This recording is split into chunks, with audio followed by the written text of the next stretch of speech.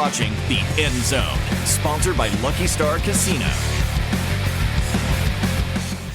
Welcome to another edition of The End Zone as we get ready for a big week of college football. Along with my co-host, TJ Eckert, I am Colby Daniels, and Clint Chelf is our guest, former Oklahoma State quarterback, or as Mike Gundy used to call him, Tin, joining us as we get ready for homecoming in Stillwater. Clint, thanks for joining us. Yeah, absolutely. Thanks for having me on, guys. Excited to talk a little football. I know the state of Oklahoma is not exactly the best place for football right now, but I'm still excited to be here and talk. Yeah, we're all Thunder fans at this point. That's right. That's right. In the season. That's where we're at. Did you ever go out and venture about during homecoming? Like look at all the floats and stuff? It's pretty cool. It is really cool. During our time there, I used to request in the Atherton a hotel room that faced towards the deck, so I could see everybody else. I'm just standing at my window in the hotel room looking out. But no, we never did that. We went to the movies still. That was kind of our what we did, and then came back to the hotel. So no, I never got to. Fans always ask, does homecoming bring like a little extra like rah-rah for the game? Not in my mind. I'm not a real big rah-rah guy. And you know, it's homecoming. Let's win it for homecoming. Yeah. You know what I mean? Being the guy that was standing at the window, I guess that kind of tells you where I was at. There you go. Looking out the window, that's kind of my extent of it. But no, I was never a big rah-rah guy, so it didn't affect me one way or the other. It probably affected some other guys, but Clint Chelf did not care about if he won homecoming king. The tear rolling down his cheek as he looked out the window. Yeah. Not one of those guys. Well, okay, listen. Things are not going well in Stillwater right now, and you know that. You're around the team still. So I think our main focus right now today is defense, right? Like that's been the problem really for the past few weeks for the Cowboys. Is there anything as a former quarterback that you're looking at and saying, yep, that's an issue, or yep, this is all an issue? Like, what is it? Yeah, you know, there's not really one thing that I can pinpoint. Unfortunately, I wish there was just a, hey, let's do this one thing and we can be better. You know, there's a lot of weaknesses on this defense. I think, you know, specifically looking at a defense, when I break down a defense or when I look at this team, and there's effort, there's physicality.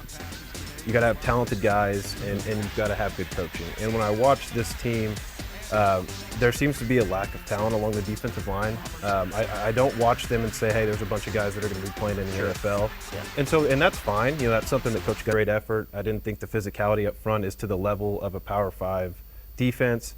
But all of that being said, those are things that you can mask, in my opinion, with good coaching. And when I look at this team and you can run twists, run stunts, mask those inefficiencies and those inabilities, and you're not seeing a whole lot of that either. So I wish there was one thing that I could say, but when I watch the game, there's a laundry list of things that I think you can pick out. Obviously, injuries are a big part of this, right? You lose Colin Oliver early, you lose Nick Martin, Trey Rucker was out. Like some of your star players have not been available, and you understand that that's going to make any defense decrease in terms of the level of production. But they're the second worst total defense in the country. 134 teams in college football. They're the second worst total defense, rushing defense, second worst against giving up explosive plays.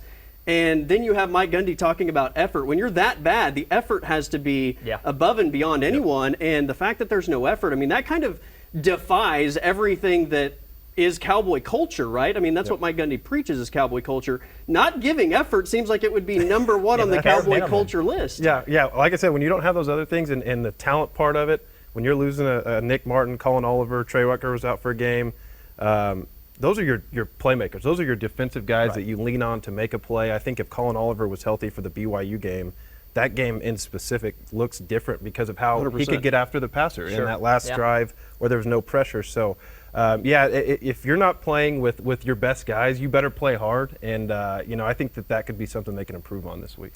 Offensively, anything you like? I love the game plan from Casey Dunn at BYU. You mentioned BYU game. It looked great. We did a great job getting Garrett Rangel going in the run game. Obviously, he gets hurt. Still did a pretty good job with Alan Bowman when he comes in. Had a chance to win that game. And what are you liking so far, or not liking maybe from the offense? Yeah, I think of the offense is a boat that has multiple holes, and it seems like when one thing goes right and you've got this hole plugged, then something else leaks. Sure. And they have those things. They've shown the ability to play with great effort. They've shown the ability to be physical in certain parts of the game.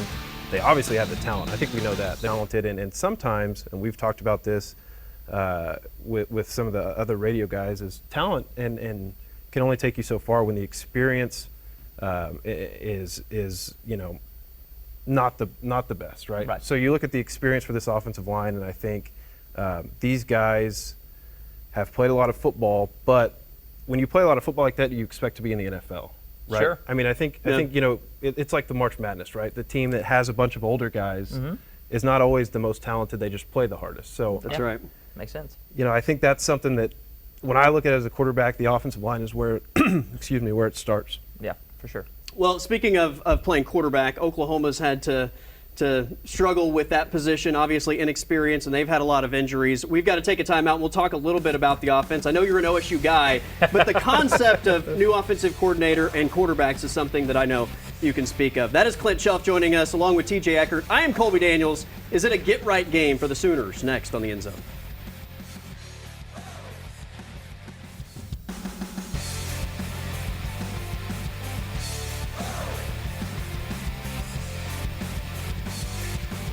Welcome back to the End Zone, along with TJ Eckert. I'm Colby Daniels. Clint Shelf is our guest this week as we break down the college football landscape, specifically the Oklahoma college football landscape. Who would have thought after 8 games for both OU and OSU that we would be counting where the wins are, right? I mean, OSU needs 3 more to become bowl eligible. I don't know where the 3 wins are for sure. OU needs 2 more. I don't know for a guarantee where those 2 wins are. One of them, though, is this weekend, right? I mean, there's no way I'm eating my words this time next week after the main matchup, which I've referred to all week as a get-right game, right? Yep. This is your opportunity to I know that coaches say every game is the most important thing and it's just about winning, but this is the type of game that gives you a big opportunity to not only win the game, but maybe try some new things, right? Maybe throw in some players that you wouldn't against an Ole Miss or that type of level of competition. Offensively, they've done the hokey pokey with the quarterbacks, right? And you've got a new offensive coordinator. I know that you've been in an offense where things aren't necessarily stable from week 1 to the end of the season. So how difficult is it offensively when you have that much disruption, especially with offensive coordinator and quarterback?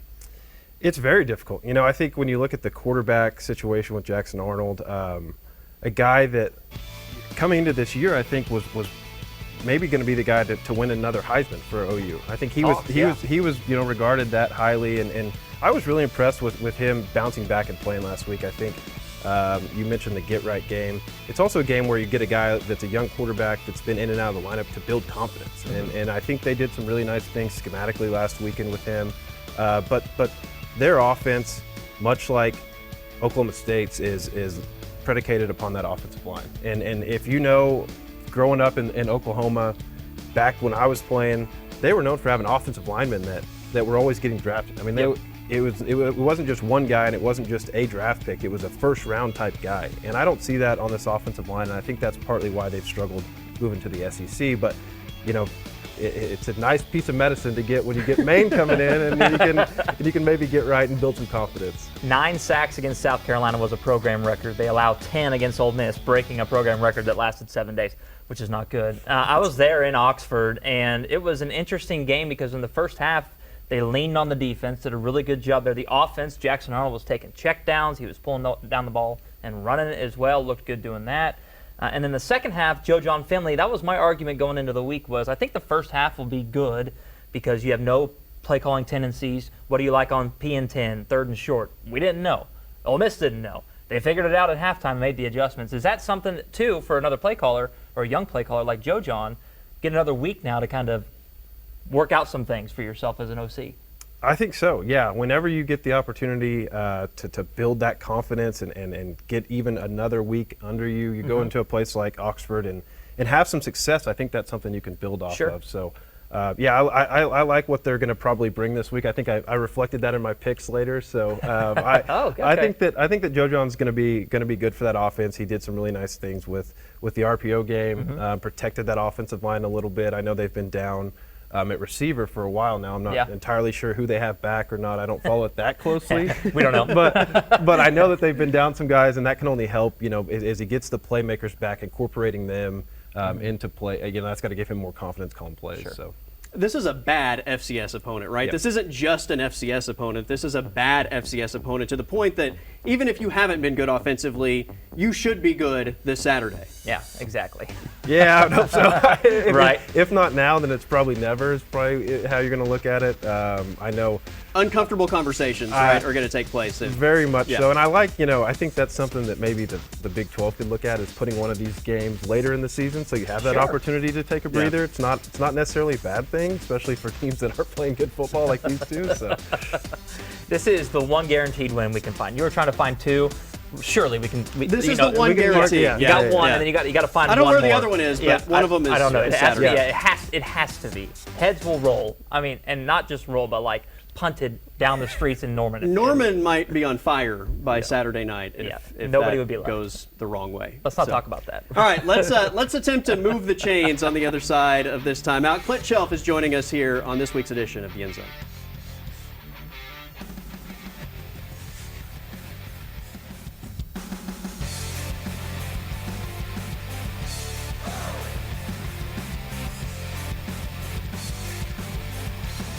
All right, it's time for America's favorite segment, or at least our favorite segment.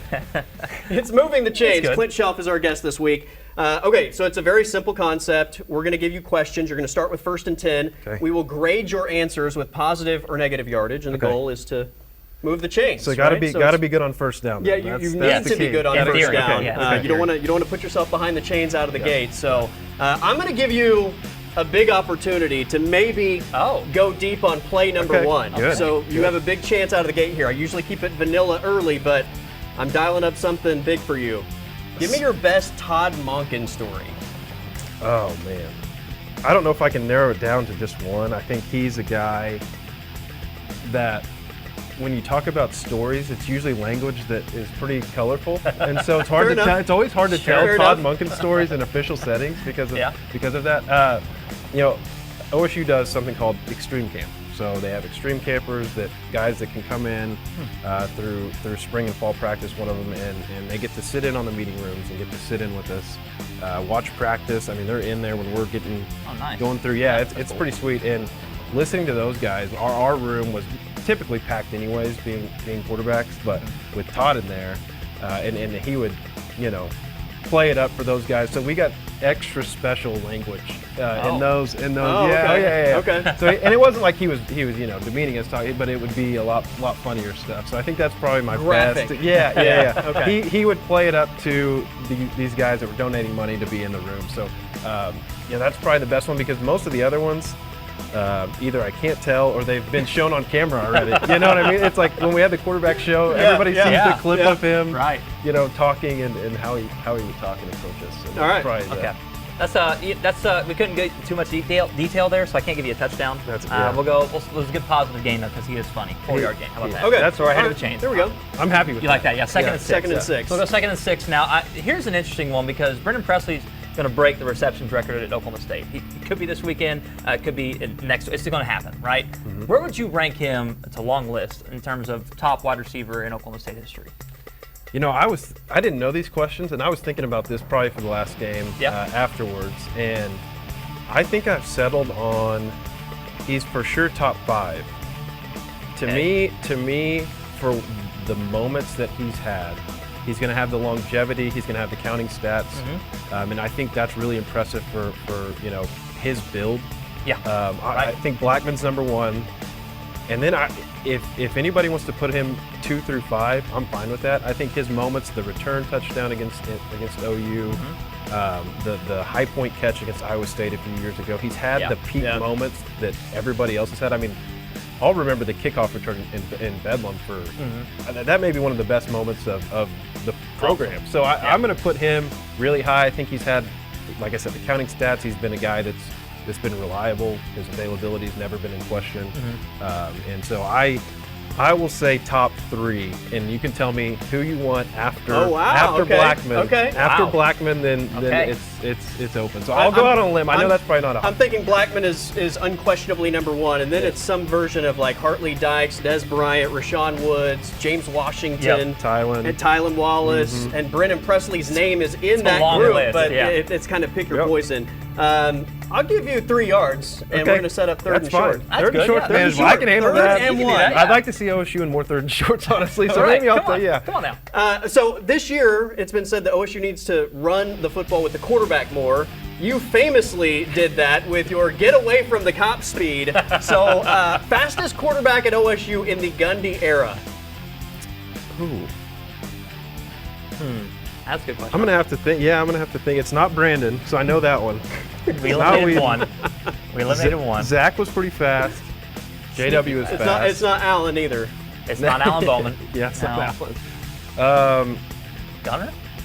Gunner was quick. Spencer? JW was quick. Spencer was fast. Yeah, Spencer was fast. I'll say Clint? me, and then Spencer, Oh. and then JW. Yeah, so I'll say me. Is it? This is not That's a, the right answer, by the way. I'll That say is the me. right I answer. mean, Yeah. I mean, Nobody ever said that Spencer had get away from the cop that's speed. right. No, that's right. Yeah, That's I'm gonna right. play it up a little. JW was he was fast too. And this So, is yeah. not right now. Well, no, This is, yeah, this is- You're this is- right. Like prime Clint Shelf. Yeah, we'll give Clint a first down there. First So down, all all right. We've already Okay. moved the chains, but we gotta get one more question in here. and Okay. This will be a quick You one. might be able to get 2 first downs. You could. Yeah. Give me the most. It's Halloween weekend. Most overrated and most underrated Halloween candy. Ready to go. Oh, This could be a touchdown. Yeah, that's what I'm saying. Or a like fumble scoop yeah, and score. which hasn't happened yet. by far the worst candy. I will. It'll be on my gravestone. Okay. Candy corn is the worst. Fair. Is the worst candy of all time. Touchdown! Is Touchdown! We don't Clint even- Shelton not only got a first down, he got a touchdown. We don't even need the underrated I don't candy. even need the underrated. That's But it. what is it though? If we're curious. I don't know. You know, I'm a Mr. Goodbar guy. If you know the okay. Hershey's, it's a. I don't think it gets nearly as just- much love. It's peanuts and chocolate. Yeah, that's it, right? And I'm a plain guy. Yeah. The cookies and cream, I think, gets a lot of shine. The Hershey's bars in a bunch of Okay. packages. Okay. I like to see the good bar in there because it's yellow. Maybe other people don't eat it. That's why I eat it. Okay. So that's underrated You to me led- because you know. You led with the heavy hitter. That Yeah. was smart of Yeah, you. yeah, The other yeah. one wasn't mad at Yeah. that. Candy Whatever. corn is trash. Touchdown, Clint Shelf. All right, we've got to take our final timeout, and we have this weekend's game picks next on the End Zone. All right, let's jump into last week's picks as TJ had a big week, and for the second week in a row gets the W 4-1. Thank you. We'll take the listen. It's a slow climb, but we are getting there. I don't know what the overall is. There it is. There it is. We're- oh, You're look, 3 it's games three- back. three You're back. 3 games back. We're coming now. We're not making money yet, but we're close. I've been feeling the pressure for a couple weeks. Now I'm really feeling it, so I've got to deliver. A&M at South Carolina. Tough one here. I like Mike Elko though. Man's doing some coaching there in College Station. Give me the Aggies. I believe that I was picking South Carolina. That's right. You did.